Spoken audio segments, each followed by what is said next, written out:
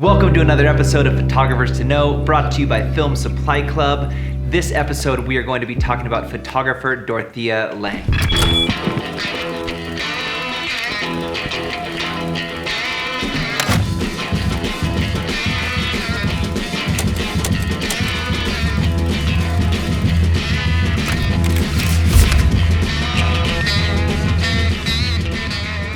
So this is the second part in a series that I really hope to continue because I personally feel the importance of understanding where things have come from, whether that's your own history, but like in regards to art or photography as an art form, I think it's so important to know like where have the people that have pioneered this craft gone before you? How have people, like the first people to start shooting portraits, the first people to start shooting more documentary or photojournalism or street photography, and be able to sort of like learn about those and the equipment they were using, as well as just what was behind like their intentions for shooting the way that they shot. And in this episode, talking about Dorothea Lang, I feel like it is so culturally relevant to understand her as an artist, as looking at sort of where we are in the times that we are. There's just such strong political division happening in this country. We have basically the modern day Black Plague of the COVID virus and all of that's been happening with like record high unemployment. There's certain industries that are thriving, but then certain industries that are just in cities and towns that have just been desolated because of desolated?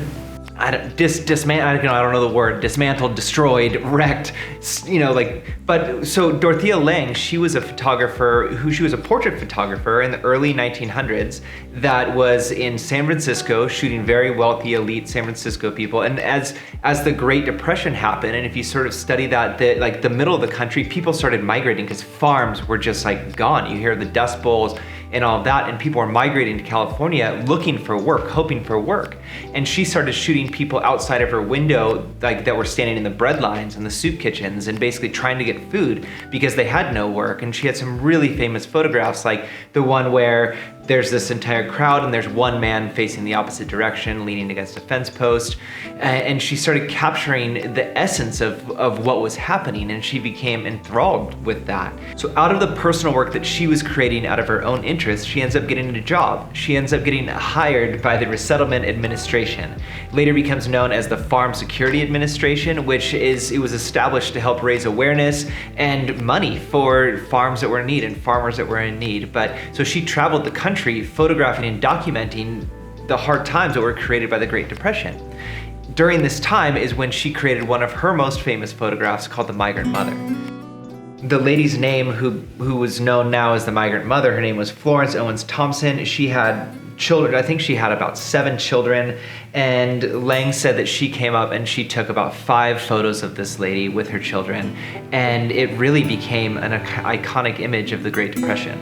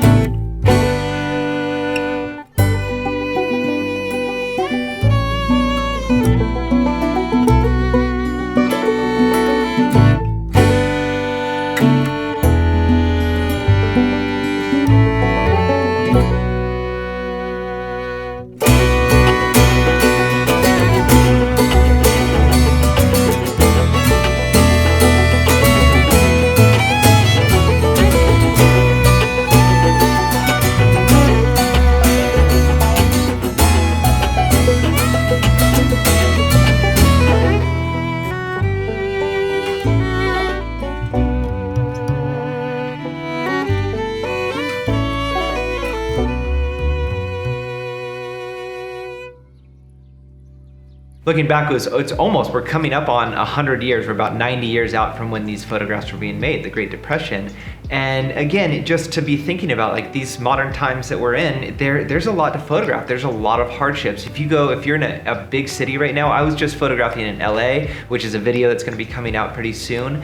And it was devastating to me because it legitimately felt like a zombie apocalypse. All the businesses were closed. We're like pretty deep in this pandemic. This is not early days, but it was like vacated, almost nobody there except for homeless people, people on drugs. Shops were closed, restaurants were closed, like really, really good restaurants in downtown, out of business. It's just like so sad. But like these are, I mean, I know I follow a lot of photographers that are photographing streets in major cities like New York, and you're capturing the protests, and you've got just like the political stuff, and you have the movements of people and Black Lives Matter and all of there's so much happening in this country right now, and so much division and so much anger and so much change. All that stuff can be photographed, and it's this element of documenting history. You can use your photographs like Dorothea Lang did to help people that are in need. You can use your photography to just bring awareness to things.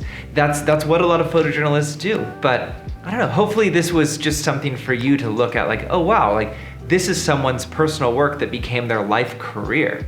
It's pretty incredible to think about. And so what is the work that you could be doing right now that is the work that actually interests you, that could make a difference? Could make a difference to you, could make a difference to somebody else, or maybe it's just like your heart's work that you're able to do. Then other people are captivated by that, and then you can get hired for that sort of work. So hopefully this was just enlightening, or just good to go through her work. If you've never heard of Dorothea Lang, I hope that this is something that you are just blown away. But yeah, go back, study the greats. We're gonna keep bringing you more stuff, and until the next one, keep on shooting photos.